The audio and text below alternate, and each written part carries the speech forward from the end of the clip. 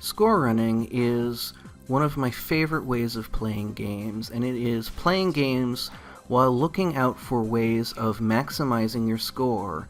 I kind of think of it as speedrunning's slower, more methodical cousin. It's something that I have been interested in ever since I saw the movie The King of Kong about people competing for the Donkey Kong high score. And it's a way of looking at games that, much like speedrunning, you're looking for just all of the most efficient ways of meeting your goals and looking for new tricks, new ways of using the mechanics to their fullest potential to squeeze a little bit more score out. It's not as fast or as flashy as speedrunning a lot of the time, but it has this sense of tension and drama that is very similar, and that is a big part of why I like it. And I've been talking to some people who also are really interested in score running, and just been getting really excited about it, and so I wanted to share some of that excitement and some of that joy with you. Because it's a way of thinking about games that I really enjoy, that I think often can make the games interesting in new ways. It's one of those things where you can look at a game that has a goal, and you can kind of add goals on top of it.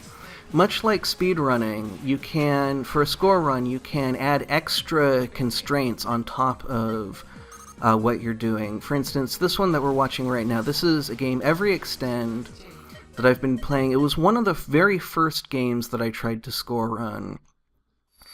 And I was trying to do a particular kind of run here where I got 8 quicken items, which is quite difficult. And that has you fight the secret boss. And so this is not the highest score I've ever gotten, but it is the highest score that I have managed to get with 8 quicken items.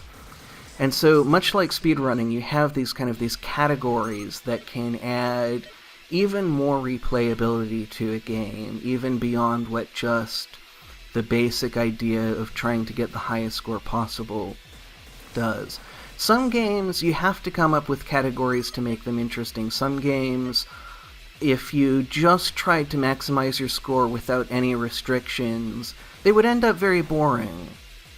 But a lot of games, just with a few extra rules, sometimes without any rules at all, you can have these very interesting challenges just from looking at the game in this one particular way. Alright, I have the chance to go for this now. I'm going for it. Big Fish Wizard combo. I get one try to get this right. Everything I'm doing in this level is meticulously mapped out. Every single movement here. One of the dynamics in games that I find very interesting is the sort of dynamic tension between suspense and action. And there's a lot of focus on action, on how to make games more exciting, have more stuff happening more often, and people really like it when games are quick and there's lots of things happening. But I've always been fascinated by the tension, the suspense side of things, and score runs, more than speed runs sometimes, have this element of tension where you're doing these very complicated, very slow, very methodical setups. This is a streamer I really like by the name of GlitchCat7, who has the world record for Super Mario Bros. 3 Deathless. And this is one of the more exciting combos where he has been putting a lot of work into it, and he is quite a ways into the game. He's on a good pace, so he doesn't want to reset, but he now has a very challenging setup that he had only recently discovered was even possible. And so there's this immense tension because of how much went into setting it up. And so when he finally gets it, the tension breaks, and there's this kind of, the very simple thing that he's doing becomes this kind of celebration that I just really love. Got it. Oh yeah, my friends, this is it. 8,000, count them. 1,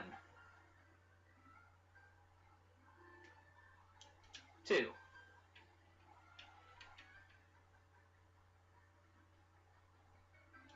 3. There are a lot of games that can be score run. Not as many as can be speedrun, because almost any game can be speedrun. But there are enough games that I hope to spend the next few weeks exploring some of them and sharing why I think they're interesting, why I think they're exciting, and I hope that I have at least a little bit inspired you to check out some of these games and think about playing games from this point of view of what does it take to get a high score? Is it interesting? Can it be made interesting by adding extra rules? So that's going to be a new series that I'm hoping to have starting pretty soon.